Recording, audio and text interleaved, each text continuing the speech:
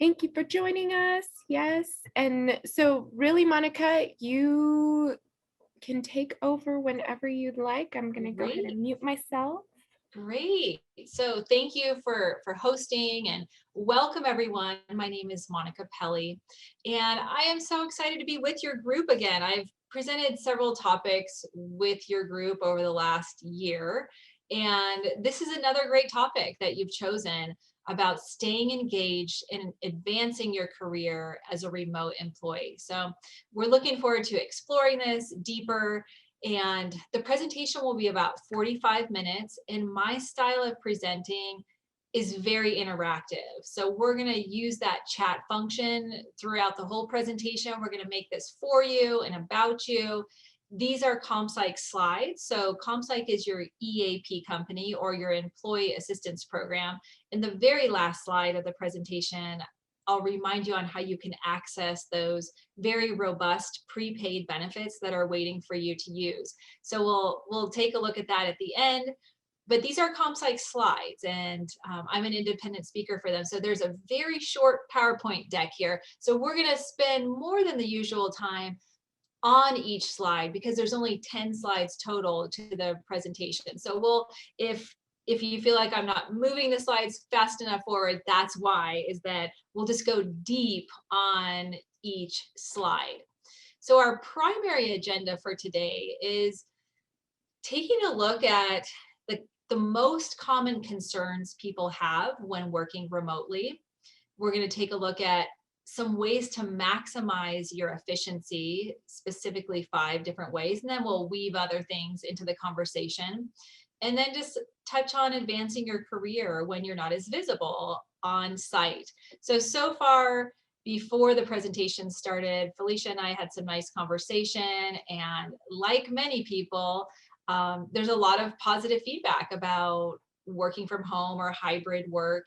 And so if some of you could let us know in the chat box, how do you like working from home? Is this, tons of people, there are pros and cons to it, but tons of people are enjoying that extra time, that extra, almost even freedom at home. But there are some things to think about on both sides of the picture. So when we take a look at the most common concerns people express, these are the top 5. So when researchers, have looked at and polled different employees working remotely away from the office, these are the 5 concerns that come up most frequently.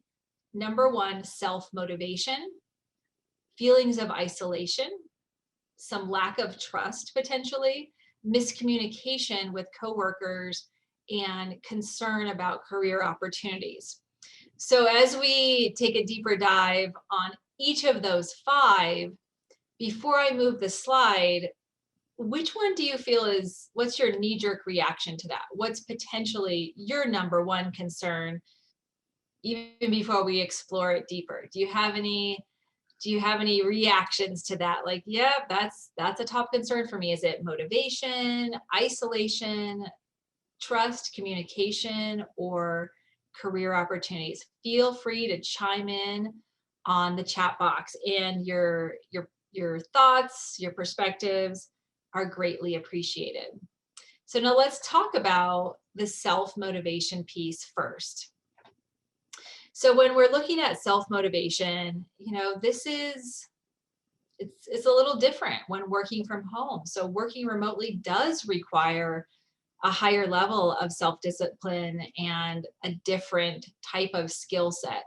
Self-motivation is a key factor here. So when we look at, getting the ball rolling every day and staying on top of things, that's kind of what self-motivation is. And it's just a different skill set at home versus when we're physically in the office. And there's a few key ingredients here. Number 1 being self-confidence. And when we take a look at self-confidence, it really means when people know that they can succeed no matter what the obstacle. And they're positive thinkers. They choose to take massive accountability for their health, their happiness, the path, and direction that their life is going in. And they, they create a more motivating environment for themselves. So we're going to talk in a minute about creating a motivating environment for yourself.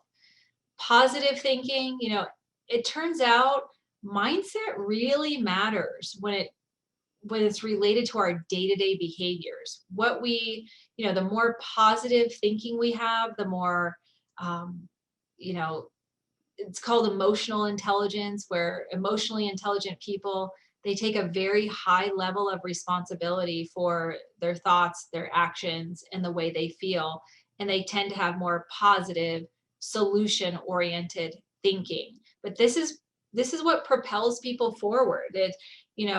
The more negative thinking gets people more stuck and stagnant in life. So self-confidence and like breeds like. So the two are connected. Also, the ability to just focus and have strong, clear daily goals.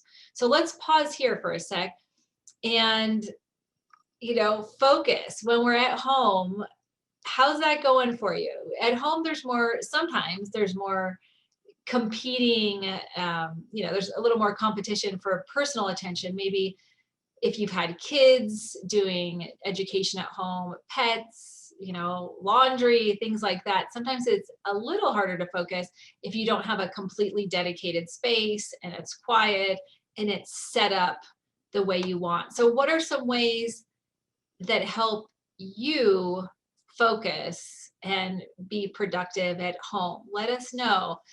Some people like to listen to music. Some people have a very clear, defined office space that's ergonomic and comfortable for them. And then this piece on strong goals. So strong goals. Oh, cool. So Alexa says, going for walks, getting some sun. I love that you said that, because turns out that people who take effective breaks, that get up from their desk, like you mentioned, fresh air, sunshine, physical activity, they're actually more focused and press the reset button more often. So I really like that you said that, because it's a proven strategy. And Felicia, you love listening to music. Awesome. That inspires a lot of people. My husband just got me these little Apple earbud things that can kind of, have this noise canceling background and things. So there's a lot of tools out there to help people focus. Now, how do you keep strong goals daily? How do you really set your daily tasks up and your daily goals?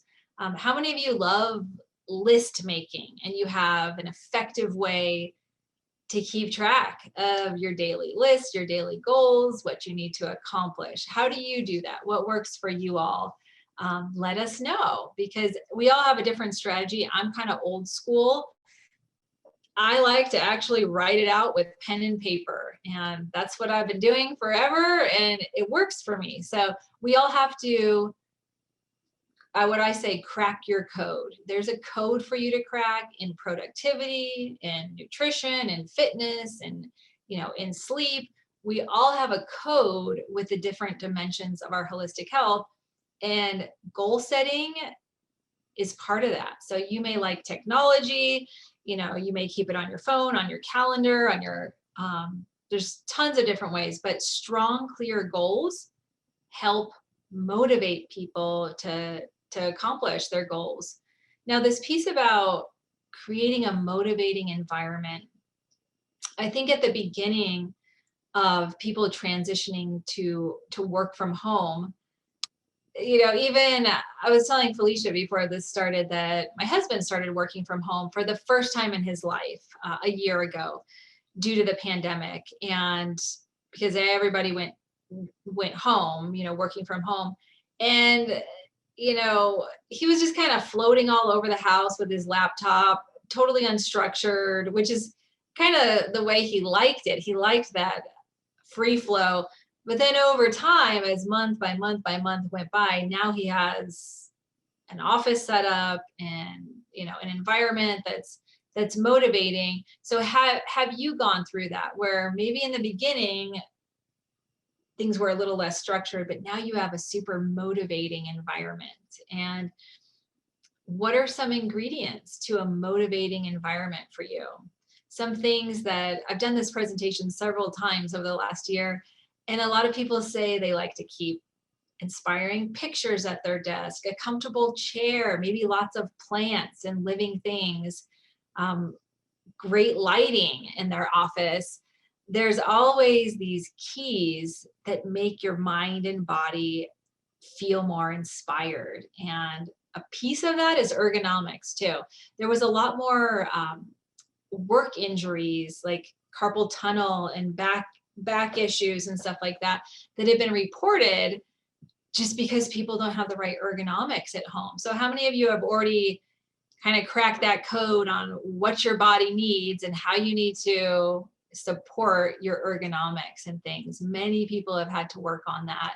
And that's another way that the better your body feels, the more inspired you're going to be. So this is that first key, is self-motivation. And anything that you can add to your environment, your goal setting, your mindset is going to be a positive. And one other thing I want to talk about something called the miracle morning. And actually it was someone that was listening to this presentation that said, hey, I have a miracle morning every morning. And so I did some research on that, and it's an official thing where there's these key habits that if people do in the morning, if they do first thing in the morning, it's a domino effect for the positive for the rest of their day. So I want to encourage you all to create your miracle morning. And there's different ingredients for all of us on that. For me, it's going to be getting some bright light, especially sunlight, if it's sunny that day, in my face within the first 15, 20 minutes of waking up. That has been shown to help people produce more melatonin, the key sleep hormone, later at night. So if you get some bright light in your face first thing, it helps set your circadian rhythm for better sleep later at night. That's part of my miracle morning. Ultra hydration. What else is part of your miracle morning? So I like to do a little foam rolling, a little movement, maybe add a little something spiritual to my morning. Do any of you have any other ingredients where if you do something first thing in the morning, it's literally going to be part of your miracle morning? So if you don't have a clear miracle morning yet, I encourage you to start looking at that, because it will literally domino the rest of your day for a positive. So self-motivation is the first key we took a look at. This next piece on combating isolation.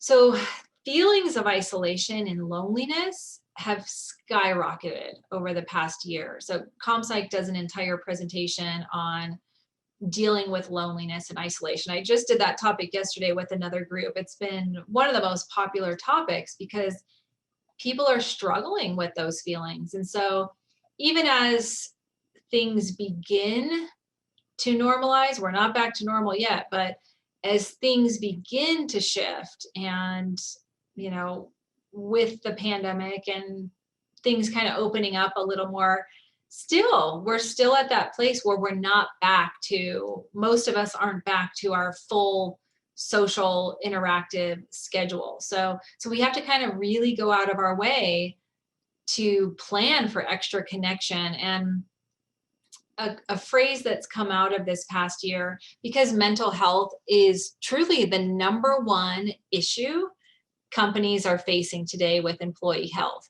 So the mental health awareness piece. And so an expression has come out of that connection is a protection. So connection is a protection. So the less lonely you are, the less isolated you are, it is truly a protection for your physical and mental health. So how are you connecting more with people? So some people do or lunch dates. And this slide is a mix of things. So If it's safe for you to be in person, then, great. If not, then it's still using the technology piece. How many of you have had happy hours or dinner dates or lunch dates using video conference over the past year? So a lot of people have had to tap into that. Get out and about to the extent that's safe for you. Some of you mentioned getting outside, going for a walk, just being around people at a safe distance can help break up that isolation. Sunshine, fresh air, nature are all known to help reset the nervous system and help us feel more connected. So leave the house, take a break outside. And I'm glad some of you are already doing that. But that's a way to just break it up so you don't feel as isolated and lonely. So you're all using Zoom, so things like Zoom, FaceTime, Skype, there's countless video technology and chat options out there to connect. And then, as safe in-person connections as well. Propose connection building strategies to your managers. So each company has a different culture. And sometimes something as simple as, everybody wear a funny hat, or, people wear something, or they bring something to a meeting just to kind of get to know each other more, have a few laughs together, have a little building exercise together. And now at your workplace, have you done any of that? Like, have any of you done certain connection building strategies with your teams? Let us know, because you may have an idea that somebody else in the group can really use. So let's give that a few seconds here. And anything you've liked with how you've combated isolation, or, have you done any extra hobbies or joined any extra online groups that have really helped you feel more connected? Okay, so Aline says, great ideas. We play online bingo and trivia games. Nice. You just reminded me of something I did this past year for the first time. I didn't host them, but have you guys heard of Jackbox? There are these online games. Somebody hosts it and can invite a bunch of people. So especially people that are good at technology. So good, you have the techie people can host it, and then it's easy for the rest of us to join in. So there's no reason any of us need to be totally alone or isolated. There is a way to connect everywhere. There's a way to connect and to protect our mental health, because we're designed to connect with each other. Now, the second major piece is trust. Sometimes the less we communicate, the less we see each other in person, the less trust we have for each other. So building trust is one of those primary concerns that people working remotely report. So there's a few key components here to building trust. Being a reliable person, letting our yes mean yes, following through on what we say we're going to do is a huge piece of other people trusting us, being reliable.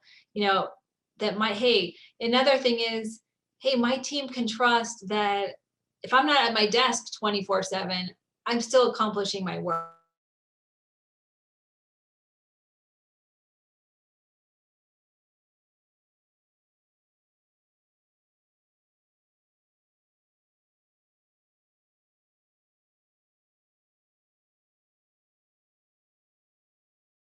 At desk constantly, they feel like people are going to think I'm not working, and I am working.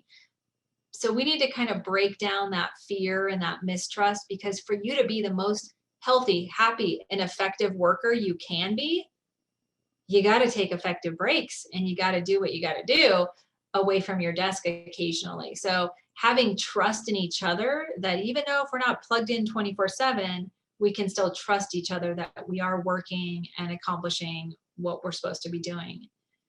And then the accountability piece. So when things go wrong and there's some mistakes made, taking accountability for your piece actually helps build trust instead of blaming, blaming other people. Taking personal accountability, actually, not making excuses, but looking at how you can make things better.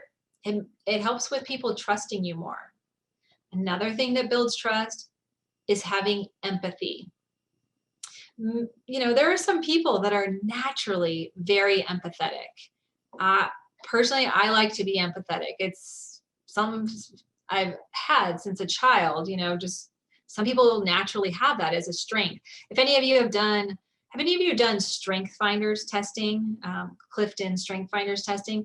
Empathy is one of those top 34 strengths that we all have. It's part of who we are. Some people have it way high up in their list and others have it lower. But when we have empathy for other people, fellow feeling, compassion, people trust us more. It builds the connection of interdependence with each other.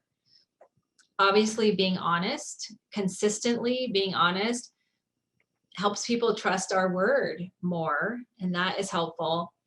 And then open communication. So when we look at open communication, that free flow of ideas and even discussing uncomfortable things, even discussing problems and making things better, that free flow of communication, open communication where there's active listening and, feedback, etc. When people communicate more, there's more trust there, especially when it's done in a healthy way. And then sharing control. So you may be in charge of a team, or you may not be in charge of a team, but allowing people some measure of control over their day-to-day helps them trust you more. So, instead of being micromanaged on every single thing. So is there anything on this list that, I always like to say, control the controllables. So control the controllables means we pretty much can only control ourselves and our own choices and decisions. So obviously we would like this from other people. We would love other people to be reliable, accountable, empathetic, honest, open in their communication, and share control. But how about for yourself? What is the top thing off this list that you would like to practice more and turn into, from a mindset to a skill set? Is there anything on this list of building trust that you would personally like to focus on more? Let us know before I move the slide if there's anything you want to share about that. And I will move forward if nothing's coming through. I'm just going to do a quick check. Okay. So once again, trust builds good teams. It builds good relationships. And those were a few key ingredients. How about tips for miscommunication? So we're going to spend a little time on this topic of miscommunication, because the farther you are away from being seen in person, speaking in person, opens the door for more miscommunication. So when we don't, when we're not communicating face to face. So a few tips for minimizing miscommunication, with virtual meetings. Some simple tips to start with. If you can't hear, if there's issues with connection, communicate about it so that you can hear and see and engage at the level that's going to be most helpful for you. Trying not to multitask while in virtual meetings, but giving as much of your full attention as possible and participating is helpful to preventing miscommunications. Avoiding distracting noises. Some of these things are kind of basic, but oh my goodness, they make a big difference.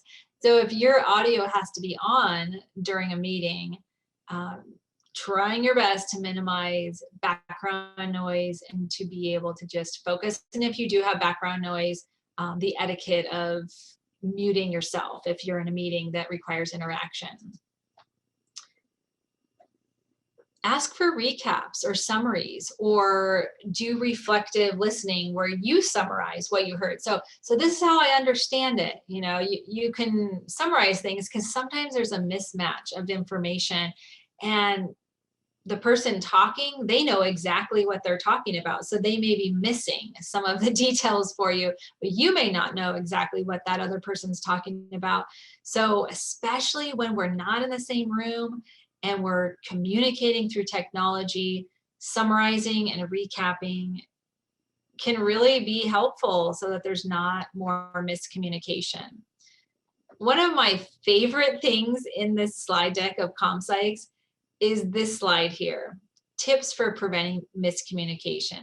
So one of the biggest complaints workers have is the amount of emails they're receiving. The huge, it's actually one of the biggest sources of stress at work is this huge volume of emails that people are receiving every day. Can anyone relate to that? So before you even begin to write an email yourself, there's a tip there that keep it simple, not over communicating with email. I love this next bullet, make good use of the subject line. So basically what that means is someone should understand what the entire intention of the email is based on the subject line. Like they should be able to, like a well-written subject line delivers the most important information without the recipient even having to open it. So double check that for yourself, that does my subject line say it all? Like if someone were to try to look for this information later, could they find it based on my subject line? So I just love that tip because, a good subject line can help make more effective communication with the sheer volume of emails that we all have. For example, meeting. Good example of a subject line would be past process meeting, 10 a.m., 2:25, with the date, just getting really specific so someone can find that without too much stress. Keep messages clear and as brief as possible. One thing I've noticed from talking with several groups over the years, women tend to, I've heard this so many times, so many women have said, I feel like I need to add emojis into my email, and I feel, smiley faces and, other things so that people know my tone more, because it's harder for people to understand tone in email. And so just keeping messages as clear and brief as possible is good for communication. Now, this next part of checking tone, proofreading our emails, trying to look for tone is important. And I have a quiz question for the group. So what percentage of communication is actually nonverbal? It's not just the words that are said. What do you think? So in communication, Aline says 85. Yeah. Any other guesses? I love how quick you got that. Priscilla says 75. Anyone else want to throw a guess out there? 90. Okay, so Heather, yeah, it's reported to be about 93% is not just the words we say. And this is where text message and messengers and email gets us into trouble sometimes, because it completely misses all those extra facial tones, posture, facial expressions, I should say, tone of voice. And I did some research on this before the presentation that I'm going to share with you. So back in the 1960s, this research began on nonverbal communication and what a huge impact nonverbal communication is to interpretations of messages. So there was a doctor that started studying this in the 1960s, and he did the first study on this, where his subjects listened to a total of 9 words. 3 of those words conveyed difficulty. Another three conveyed neutrality. Another three conveyed affinity or affection.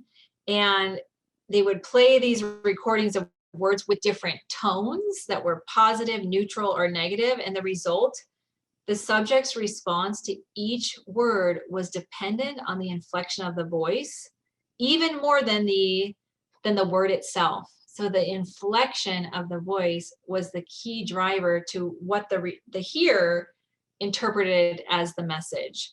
And so that tells us when we're not, when people can't hear our voice and they can't see our face, it impacts communication to a large way. So even myself, I've started leaving a lot of audio clips. I have an iPhone, so iPhone to iPhone instead of text message. A lot of times I'll just record an audio clip so people can hear my tone, they can hear my words, and then it kind of saves your fingers too, where you don't have to type as much. So how many of you are using more giving people a call or leaving an audio clip, or if you're in a video conference, allowing yourself to be seen? Are any of you trying to do that more, just so people can get more of the experience of your nonverbal cues? Are any of you trying to do that or thinking about it? I want to encourage you to start to the degree possible, just so people can enjoy all those nonverbal pieces of your communication. Another tip for preventing miscommunication is just proofreading, basic proofreading. Or if you're not sure of the tone or the content of something, have a trusted person look it over and get a second set of eyes on it.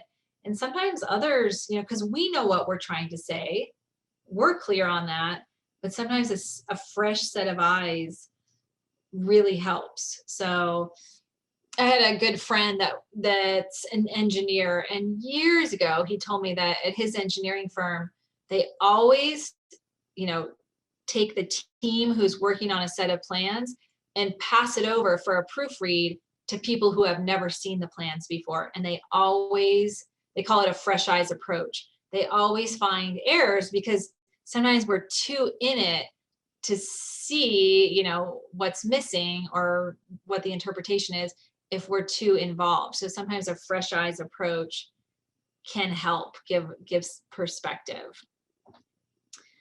Now, what about enhancing career opportunities? So, when we're working remotely, we're not always as seen as much. And so literally, if you want to advance your career opportunities, it comes down to taking massive accountability for that. It's truly up to you, for you to show your passion, you to show your strengths and shine. A piece of that is understanding the company and its business model, where it's going, what its needs are, keeping engaged, and once again, a free flow of communication with your supervisor or your management. I'm really big on the mentorship piece. How many of you have a mentor? Guaranteed, there is someone that wants to mentor you right now. Like there are so many people with valuable experience, valuable things to offer, that are totally willing to mentor others. So finding a mentor, whether that's a business mentor, a career mentor, spiritual mentor, whatever it is you want to get better at, there is someone that wants to offer you their knowledge and expertise. Looking for opportunities to learn more, to diversify your skill set. I'm just curious, at your company, what kind of opportunities do you all have to do continuing ed or beyond Psych trainings? Do you all have, like, some companies have, let's say, a set budget or something where you can do continuing ed or to expand your skill sets? Do you all have something like that you're tapping into, or that that you're encouraged to do? If so, maximize that, and where you can really diversify your skills and bring those diversified skills to the table. Oh, Lily says you guys get tuition reimbursement. That is amazing. Aline says professional development, talent management. So you clearly have those opportunities to tap into. So Alexis, I took a sales class with CNM Ingenuity. Ooh, awesome. Not all companies have that. You know, there's a handful of companies that do, but especially because of your unique, you know, education realm that you're involved in and that your company does, that's awesome that you have access to that. So that has to do with, you know, people that are real go-getters with that stuff do enhance their career opportunities because they take advantage of the resources that are being offered to them. And once again, people that are emotionally intelligent, they take total accountability for their thoughts, their feelings, their actions, and they're more solution-oriented people versus feeling stuck or stagnant in their position. So we have, you know, just kind of summarizing, do y'all remember the 5 key things we talked about? Those 5 key concerns that come up with remote workers. Does anybody remember some of them? Just try to work that mental muscle and pop it in the chat box. Okay, you got it. Aline says isolation. Yes, combating loneliness and isolation was a piece of it. Does anybody remember anything else? We started with self-motivation. And self-motivation includes setting up that miracle morning, taking effective breaks, having clear goals throughout the day, getting up from your desk, fresh air, sunshine. One of you mentioned exercise, so you can be the most effective, motivated, you know, person possible. Priscilla says building trust. Yes. It's just human nature that when we are removed from in-person interaction, trust can decrease. So we have to actively do several things to be reliable, to be accountable, to be a good communicator, to keep the levels of trust up. And the more trust there is, the less defensiveness there is. So that open, free flow of communication is huge. And then we also talked about tips for avoiding miscommunication. Once again, you know, the research shows that nonverbal communication is upwards of 93% of how people receive a message. And if we don't have those nonverbal cues in an email, and you know, in a text message or etc., the opportunity for miscommunication can really increase. So the more you can let people hear your voice, the more you can let people see your face, better communication will happen. And then lastly, we talked about enhancing career opportunities, taking advantage of the resources you have, as you mentioned, the reimbursement for ongoing ed, so you can expand your skill sets and keep that free flow of communication going with your teams, with your upper management, etc. So you also have amazing ComPsych benefits as part of your benefit package. So just like I encourage you to tap into those, you know, education reimbursement benefits, ComPsych is a huge resource that is prepaid for you. So how do you access it? So you go to this website, guidanceresources.com, and your company has a unique web ID. And you have an easy one because it's just the acronym for your company's name. So it's all capital letters, no spaces, CNMCC. So once again, you go to this website, guidanceresources.com, you type in your web ID, CNMCC, and you can access those resources. But if you want to talk to a live person and find out what are my resources and how do I access them, call 24/7, they're open, and here's your company's unique phone number. It's area code 236-4493. I'm going to repeat that. Area code 844-236-4493. So in the end here, I just want to thank you all for your time and attention.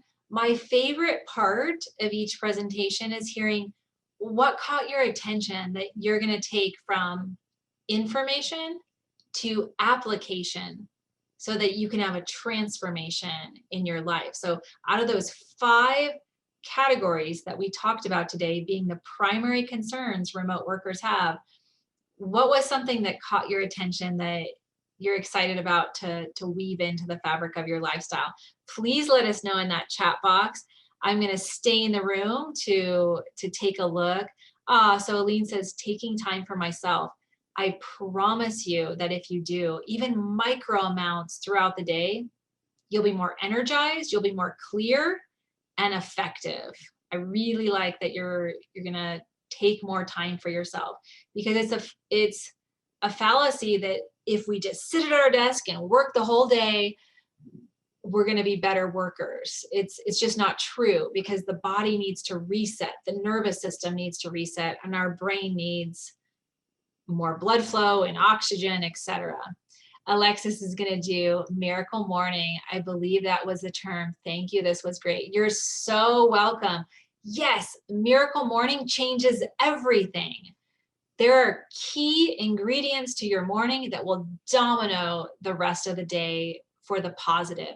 And one thing I'll say about that, because you mentioned that, Alexis, tons of people don't get enough sleep. You know, I teach whole classes on sleep. I'm super passionate about that topic. Good sleep starts first thing in the morning. It starts with our behaviors first thing in the morning. So if you want to support your sleep at night, start with that miracle morning on how you treat your body, how you relax your nervous system, and how you expose yourself to bright light within the first 15 to 20 minutes of starting your day. Anybody else? Oh, Gail says, keep messages brief and clear. Love it. People will thank you, whether they go out of their way to thank you or they're just grateful behind the scenes. People will really appreciate that, including that email subject line. People should know what the whole content of your email is about just based on your subject line. And they should be able to look in their inbox and find the information but based on your subject line. Okay, Priscilla says, for me, it's engaged. Don't multitask while on virtual meetings and ask for recap summary during meetings. Love it. One thing I would say is okay to do during meetings is stand up. You can, do a little movement, do a little stretching, get a little oxygen and blood flow in versus being on your phone or engaging your brain, because engaging our body while we're learning actually helps us remember the information better. So if you want to stand up, get a little movement in, that would be a really wise thing to do if you have to be in a lot of meetings. Great, everybody. I am cheering you on to continue this journey of staying engaged and continuing to enjoy whether it's totally remote or hybrid. It's truly a gift to get to work from home. There's just some extra steps involved in making us the most inspired and effective as possible. So great, everybody. I am going to wrap it up and I'll stop share my screen. Felicia has the slide deck if any of you need it. And Felicia, I'll turn it back to you. Awesome. And yes, so we will be sending out a follow-up email with the slide deck and information. If you guys need anything else, please feel free to reach out to me and I'd be happy to get you anything that you need regarding this presentation. And thank you, Monica. That was fantastic. It just confirms why I love working remotely. And what's interesting is we did have somebody mention the way that you say it. Instead of saying you work from home, right? It's you work remotely. So that way it doesn't have maybe this negative connotation to it. I don't know. Do you think that makes a difference? Yes, once again, sometimes it's just how we label things that impact the value someone gives to it. So yeah, tons of people call it work from home at companies. Like they always put, um, WFH, work from home, but working remotely also sounds super professional too. Yes, yes. I mean, I could be on a beach somewhere. I mean, that would be ultimate working from home. Exactly. Awesome. Well, thank you everybody who joined us today. Be on the lookout for that follow-up email. And yeah, have a lovely rest of your day. And thanks everybody for your gratitude in the chat box. You're so welcome. And I look forward to future presentations. Bye, everybody. Bye.